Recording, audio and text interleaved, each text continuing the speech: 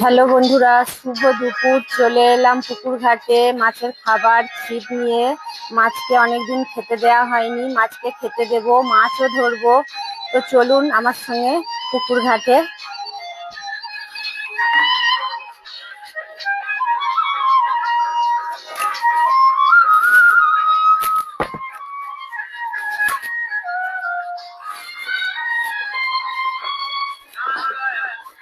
তো বন্ধুরা, আমি মাছকে খেতে দিচ্ছি, আপনারা ততক্ষণ আমার ভিডিওটা দেখুন।